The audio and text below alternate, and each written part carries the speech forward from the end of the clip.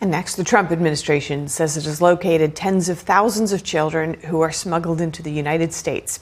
Borders' our Tom Homan is accusing the Biden administration of losing track of many more. Here's that story.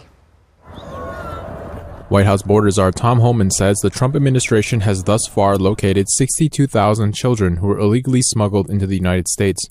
In an interview with Fox News Sunday, Homan said the Biden administration lost track of 300,000 minors. He alleges many of those missing children ended up in sex trafficking or forced labor. President Trump saved over 62,000 children's lives. Some of these children were in sex trafficking, we found them. Some were in forced labor. Some were being mistreated. I can't even discuss some of the mistreatment we found out about.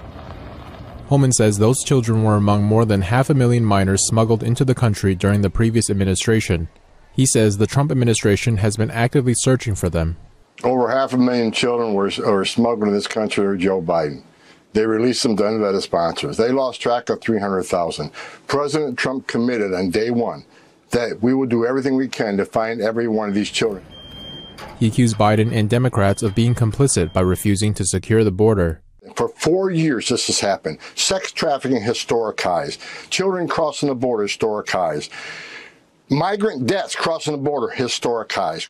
Homan says finding missing children remains the administration's top priority. Meanwhile, Minnesota has become a focal point for immigration enforcement, with officials reporting widespread immigration fraud among Somali migrants. Homan told CNN that Minneapolis has a large illegal immigrant population and that enforcement teams are moving into the city. The intensified operation comes after a $1 billion welfare fraud scandal that federal prosecutors say involved criminal networks tied to parts of the Somali immigrant community. Prosecutors say the scheme exploited nutrition and childcare programs by creating fake service providers and pocketing taxpayer funds. Treasury Secretary Scott Bessent told CBS yesterday that investigators are now following the flow of overseas money transfers connected to the fraud. But, when you come to this country, you got to learn which side of the road to drive on. You got to learn to stop at stop signs, and you got to learn not to defraud the American people.